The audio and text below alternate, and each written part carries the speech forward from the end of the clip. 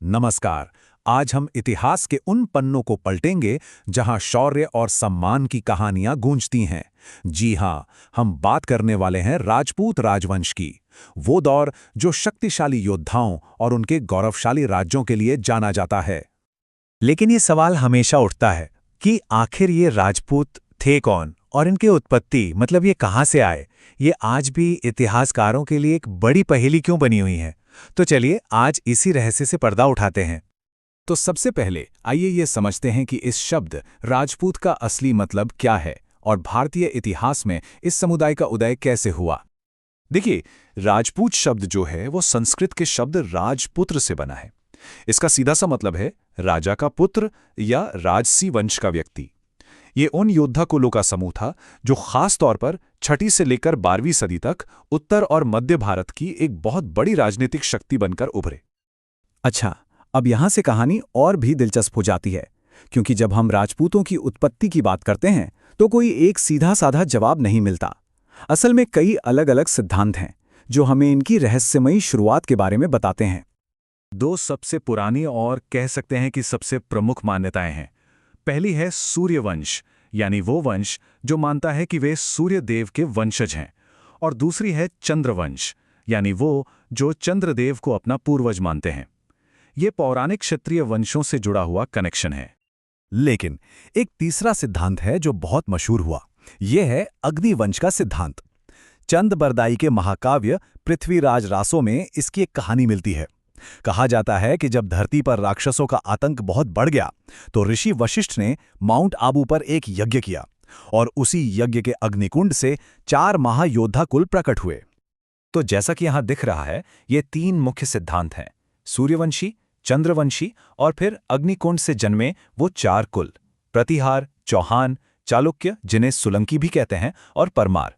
इन्हीं चारों को अग्निवंशी राजपूत कहा गया।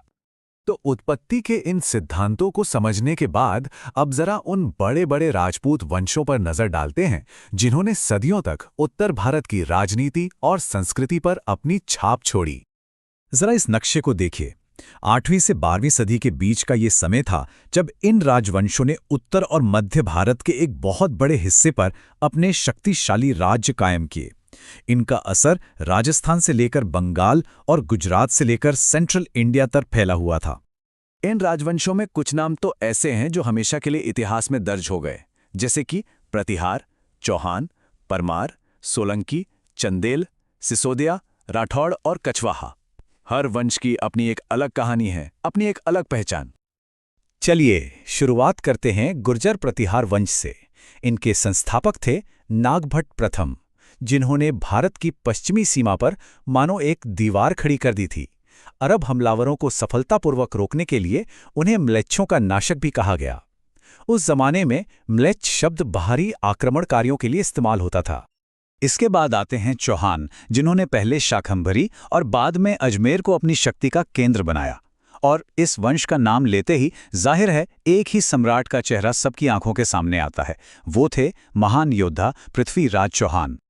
मालवा के पठार पर परमार वंश का राज था और इनकी राजधानी थी धार। इनके सबसे महान राजा हुए भोज, जो कमाल के थे। मतलब जितने बड़े योद्धा थे उतने ही बड़े विद्वान, कवि और नगर निर्माता भी थे। अब चलते हैं गुजरात की तरफ, जहां सोलंकियों का शासन था। उनकी राजधानी थी अनिलवाड़ा। वे कला और साहित्य के बहुत बड़े संरक्षक थे और खास तौर पर उनके समय में जैन धर्म का काफी विकास हुआ। और फिर आते हैं चंदेल वंश, जिनकी सबसे बड़ी पहचान क्या है?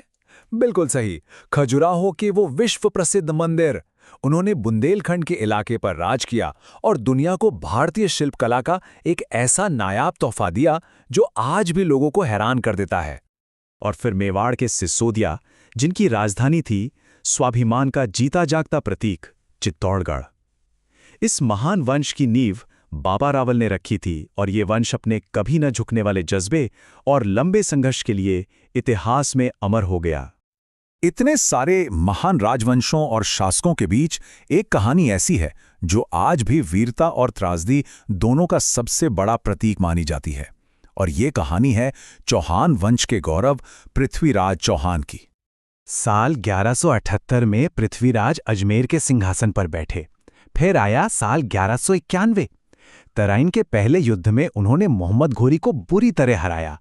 ये एक बहुत बड़ी जीत थी, लेकिन सिर्फ एक साल बाद 1192 में तराइन के दूसरे युद्ध में पूरी बाजी ही पलट गई। इस बार पृथ्वीराज की हार हुई, और ये सिर्फ एक राजा की हार नहीं थी, ये वो हार थी जिसने उत्तर भारत में तुर्की शासन का दरवाजा खोल दिया और भारत का इतिहास हमेशा हमेशा के लिए बदल दिया। तो सवाल उठता है कि राजपूतों ने हमें विरासत में क्या दिया? उनकी विरासत सिर्फ जंग और लड़ाइयों की नहीं है, ये सम्मान, कला और संस्कृति की एक मिलीजुली कहानी है। देखिए, उनकी जीवन शैली एक खास कोड ऑफ कंडक्ट पर चलती थी। इसमें राजधर्म सबसे ऊपर था, जिसका मतलब था सम्मान, बहादुरी और अपने वचन के प्रति वफादारी। इसी का हिस्सा थे जौहर और साका। जब लगता था कि युद्ध में हार तय है, तो दुश्मन के हाथों अपमान से बचने के लिए राजपूत महिलाएं जौहर में सामूहिक आत्मदाह कर लेती थीं और पुरुष केसरिया बाना पहनकर अपनी आखिरी लड़ाई के लिए निकल पड़ते थे, जिसे साका कहा जाता था। अगर हम उनकी सैन्य विरासत की बात करें, तो वो आज भी उनकी तेज तर्रार घुड़सवार सेना, ऊंची पहाड़ियों पर बने वो अभेद्य किले और कभी हार न मानने वाली योद्धा परंपरा में जिंदा हैं। वे अपनी जमीन और अपने सम्मान के रक्षक थे। लेकिन युद्ध के मैदान से परे उनकी असली विरासत आज भी हमें दिखाई देती है।